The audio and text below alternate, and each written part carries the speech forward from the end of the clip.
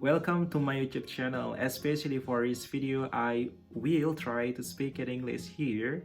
In my previous video, I said that I would like to invite one of my friends, probably from my laboratory, to share his experience to get a scholarship from university and from advisor, because I actually got a scholarship from Fulbright. And then, there are in my laboratory there are 4 PhD students, and then 3 of them get a scholarship from university and from advisor. So I invited one of them. His name is Anthony, and then Anthony would like to share his experience from the applications process, like what we have to prepare, what's the requirement if you want to apply for both master and PhD programs. And especially I also, in this video, Anthony got the GRP scholarship. He got a funding from my advisor, because we have the same laboratory and we also have the same advisor. So Anthony got the GRP scholarship, and after 2 years here, after he became a PhD candidate, and then he got a scholarship from National Laboratory in here. So my campus is located in Tri-Cities, and it's really close to one of national laboratory. We call it PNNL. So 2 years from our advisors, and then 2 years from PNNL. Unfortunately, I forgot to ask Anthony about the GRB programs, or about funding from PNNL or National Laboratory. So if you have any questions, probably you can email me, and you also can email Anthony. I will provide the email. I really hope that this video will be useful for you, and then we'll give you the information that you need. Check this out. Welcome to my YouTube channel. For this video, I have promised to you that I would like to invite one of my friends here who got a scholarship from the university. Can you move a little bit? Yes. Yeah, because it's a camera. His name is Anthony, and Anthony would like to share his experience to get a scholarship from the university. Because if you wanna study in the university, there are many ways. Like for example, me, I got a scholarship from Fulbright. In my country, our government also provides the scholarship, especially for the lecturer, for researchers, and for others. And then there are another way. If you want to study in the United States, for example, you got a funding from the university and from your professor, like your advisor. And here, Anthony got a scholarship from the university, and also from his professor. So we have the same professor here, and then we work at the same laboratory. So first of all, probably could you introduce yourself to us, or should I introduce, or you? I'll introduce myself. Okay. So I'm Anthony, and I've been in United States for about 4 years now, and I'm currently working on my PhD degree in chemical engineering, and this is my second year. So I graduated with my bachelor's degree in chemical engineering from India, and then moved to United States for my master's. And I went to University of Idaho in Moscow, in Idaho, and I worked a couple of years there on my master's, and then graduated in 2020. And then I moved to Washington State University in Tri-Cities for my PhD degree in chemical engineering. How did you study in Idaho? I mean, yeah. You must work there, or what? Yes, so I was a teaching assistant in Idaho. So I used to proctor exams, make quizzes, give homeworks, grading, things like that for engineering thermodynamics and separation processes for undergrads.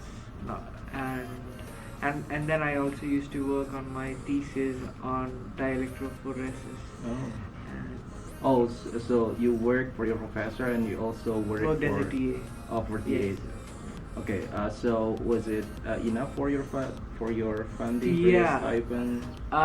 So right now I think a lot of things changed, but when I was applying for my graduate schools in 2018, a lot of universities, usually when you make your applications, they would review your application. So Mhm. when you apply for a university, it Yeah. goes to College of Graduate Studies, and they check for your GRE, Toefl, and or IELTS scores, and then your GPA and your bachelor's, your experience. So Oh. they evaluate profiles holistically Yeah. and see how well you did during a bachelor's. So I'm wondering about so the requirement, especially for the master programs. Mhm. So what's the requirement for that? For masters, if you're from chemical engineering, if you already have a chemical engineering degree during your bachelor's, then you don't need anything special. Okay. So all you have to do is there are two ways. One, you send your bachelor's course certificates to an international certification agency, and then they would convert your percentages or GPA into US based grading, and then you could use that, or you could just apply to the university. Okay. And certain universities require special courses at bachelor's level, and if you don't have them, Mm-hmm. they will ask you to enroll in that course during your graduate school. So that's for the GPA, right? Yeah. And then another requirement, for example, like how much TOEFL IBT that you have to achieve, and then how much minimum GRE if you want to be research and teaching assistant, for example. If you are a teaching assistant, your TOEFL, so minimum TOEFL score varies from university to university, but the least is 79 out of 120. So anything less than 79, you will be put in EFL, which is English as foreign language. So you will Yeah. have to study English when you come here. But if you're above 79, you don't have to have that. You don't have to take English courses when you're in United States, and anything above 90 should be good. Like most universities, if you're 90 plus, Uh-huh. they would consider that you're good at English. Okay. And to be a teaching assistant, your speaking score should be more than 26 out of 30. Oh, that's the requirement for teaching Yes. assistant, Yes. about 26. Yeah. But it's fine if you, for example, you have a bad score for other sections. For example, like your reading below like 25 or Yeah, that's okay. that's okay as That's long okay. as you're As long as you're meeting the minimum requirement, you're good. But to be a teaching assistant, or for the university to consider you for a teaching assistantship position, you have to have minimum of 26 Okay. on your speaking module. And how's GRE? I think So, that's the hardest part. I think if you right wanna now, apply. Yeah. right now, a lot of universities are not accepting GRE because of COVID.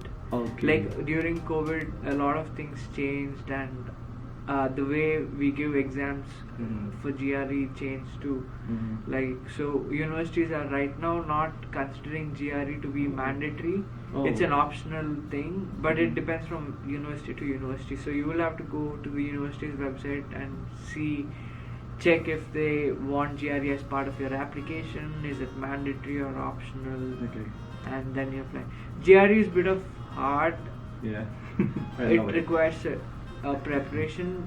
Yeah. It takes some time to prepare for that, but otherwise, it should not be too difficult if you, at least the quantitative Yeah. part is easy. That easy. Verbal part I'm gets a sorry for little the- complicated, Yeah. but it's not bad. If you have enough time to prepare, practice, it should be okay. So did you also need to have an experience because you become a research and teaching assistant, right? Yeah. And then did you also need to have experience to work at a laboratory and then experience to teach at your previous university? No, so for teaching assistant, you don't need to have teaching experience. during That's at a fine, right? bachelor's level, but laboratory experience is good to have. Okay. We don't really know on what basis they evaluate. They just make an offer considering you to be good at. So I think being good at trade is very important, and then you have to excel in your academics, so that they consider that you're good in the basics. So you became a teaching assistant at the second semester, right? No, the first. First semester? Yeah. Oh, that's interesting. So you had to teach for a bachelor student. Yes. Okay. So not necessarily. I used to teach certain days, not every day, but it was mostly to help assist the professor who teaches the course. Okay. So the instructor, they would ask me to make quizzes. They would ask me to formulate questions based on the textbook, and make homework questions, grade homeworks, assignments, quizzes, and then I have to you have to be you will have certain hours a week called teaching assistant hours. So it's more like drop-in hours. So you sit in your office, and then students would come stop by if they have questions, what you graded or May I know your salary when you become teaching assistant or research assistant? It depends from university to university based on the minimum wages. So I think the minimum wage in Idaho is $15 to $16 an hour, and Washington is $18 to $20 an hour. So you work 20 hours a week, which is 80 hours per month, right? 4 weeks a month. So that 80 times 15 to 20, you would get around. Most universities will pay you at least $1,000 to $1,500. But like if you're in a state like California, that is not enough. Or if you live in an urban setting university, it's not a lot. So in that case, I think it would be much higher than what the other universities pay. Okay. So that's your experience to get the scholarship for your master programs. How's for the PhD program? For PhD, so when you apply for your PhD, ideally there are two ways. One, if you are coming from bachelor's directly, you could apply for a PhD if you're interested in research. Another one is if you can apply from your master's. From bachelor's, if you're coming to PhD, it takes about 5 to 6 years for you to complete your PhD degree. Okay, 5 to 6 years. Masters, you can finish 3 to 4 years based on your research. If you are doing same research as you did in your masters, it would decrease time substantially. And if you are really interested in research, then I would suggest go to PhD from bachelor's, and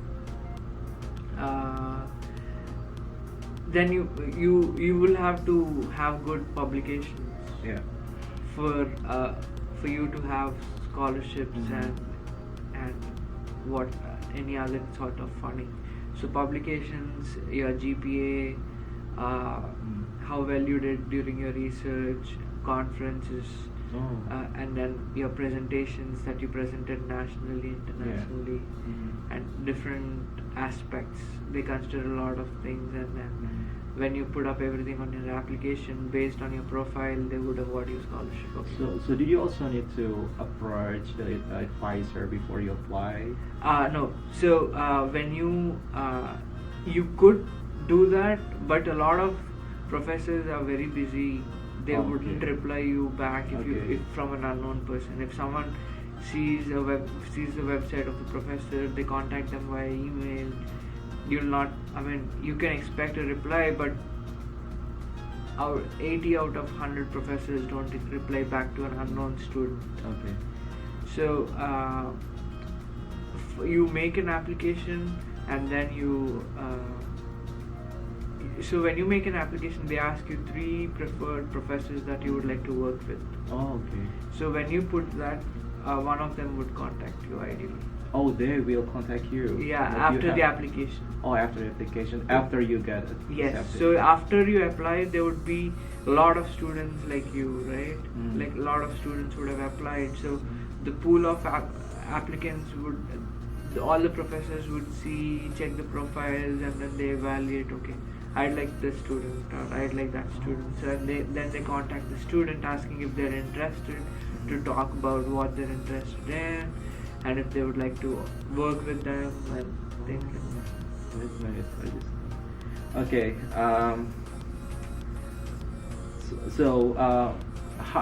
How do you feel now? Because now you are like research assistant right here. Yes. And then how do you feel? I mean, do you feel busier or like because that's different scholarship, right? For with me, you and me. Yes. And then yeah, I actually only focus on my research, my lectures, and so I'm not sure for you. Basically, if you are a research assistant, you will have a project that from which you are being paid, Yeah. the funding. You will have to work on that, and that's ideally that part of your thesis for your PhD degree. But there are a few cases where you work on a different project, but then your thesis is different. Mm-hmm. So in that case, it gets a little hectic for you. Mm-hmm. Like you work for a different project, but it's not part of your own project, so you have to work on your own project as well. Mm-hmm. And that gets a little over pressure on you. But if otherwise, I think it's not that hard for you if you are experienced to handle multiple things. Okay. So, is there any specific requirement, what like the different requirement between PhD and master? Like, Yes. So PhD is totally research-based degree, okay. and you focus on your research and not coursework. I mean, So during application. During application, Oh, is during- there no, no, is there no. any specific Mhm. requirement, for example? no. The different requirements, like It's is it it's same? the same. It's the same requirement. It's just the preference of which program you would like to be admitted in.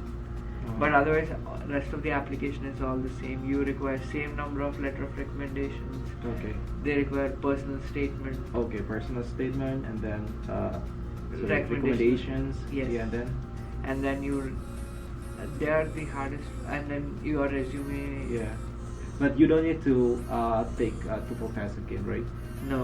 So if you take a Toefl test, it's valid for 2 years. But if you already have a degree from US, Yeah. then you don't need Toefl again. Okay, just for US or for English speaking country? Any English speaking country. Okay, So English-speaking country. yeah, any English speaking country. Oh, okay. So you also didn't need to take GRE, right? For your PhD. GRE is valid for 5 years. Oh yeah, So you what- still have the Yeah, GRE, right? I still had it. It was still valid, but then it was optional for Washington State University. It was not Yeah. mandatory. So I think GRE publications outweigh GRE score. Like if you have good publications, they would see that and take you over seeing your GRE score and admitting you. So how many publications should we have if we want to apply for being as a research assistant here? It could be 0 or it could be. Oh, it should be 0. Yeah, it depends on. Your advisor. Yeah, it depends on the advisor if they would like some experience or if they're wanting to train you from Okay. level 0 and see. But I had about when I was making my PhD applications, I Yeah. just had 1 publication. Okay. But by the time I graduated with my Yeah, masters, yeah. I had 3 first authors Oh, and that's a lot. 3 Wow. second authors, so 6. Oh, 6. Oh, that's a lot, I think. Yeah. I think So I mean, like, you are still master students, and then you got what is it, like more than 3 publications, and Yes. Whoa, that's great. That's the all. I mean, my advisor was too good, and I enjoyed working on that project. So I think it was very productive for both of us. And it depends a lot on your advisor. Like, you should have a good rapport with your advisor for whatever you're doing. And my advisor was, I'm lucky and glad to have kind of. And as I know, you also don't need to take some graded courses for your PhD programs because, like, the transfer credit. Yes. So every university has their own requirement. Yeah. Like, for example, the university that I went to get my master's degree, they had 3 requirements. I think one was chemical engineering mathematics, and they had thermodynamics was optional, transport was important, and kinetics was important. Like, it's a mandatory course. Oh, okay. So if I had continued my PhD in the same university, then I don't have to take the courses again. Okay. I would just add PhD onto my program of study and then continue my PhD program. Oh, just focus on research. Yeah, and, and then it would ideally be done like in 2 years or 2.5 years. Oh. But when you change your university, you should meet the criteria for your new university. And if they're the same as your previous university, it's much easier for you. Otherwise, you will have to take courses again, and then you can transfer credits up to 6 credits, which is 2 courses, but the rest have to be taken at the new university. Oh, okay. So, any tips and tricks if you want to be research assistant here in what PhD and master programs? Like, what are the tips? Always, like what's the strategy, or you should have a proper balance, like work, school, and hobby balance. Don't ever work too much, or don't ever stress yourself too much. Okay. And like, bad grades doesn't matter a lot. You could get a B or C and you could still do well in your research. Okay. So courses are never they do not define you. You have to understand that. And tips and tricks. Yeah, when you wanna apply for that positions here, I would say you should have good grades from your bachelor's. You have to be serious in your studies. So what's the minimum GPA? Sorry, what's the if it's recommended percentages? GPA? It's you should have at least 75 above. Okay. For your bachelor's, or it could be 8 plus GPA, or if it's GPA, I think 3 above 3 is good, but 3.5 and above is very good for you to apply. Oh, okay. But it's fine if, for example, if you are from your bachelor programs not from this country, for example, that's fine, right? Yes, okay. That's it. And okay. You're out of questions? Yeah, actually, I don't know. Yeah, I think that's it. That's all?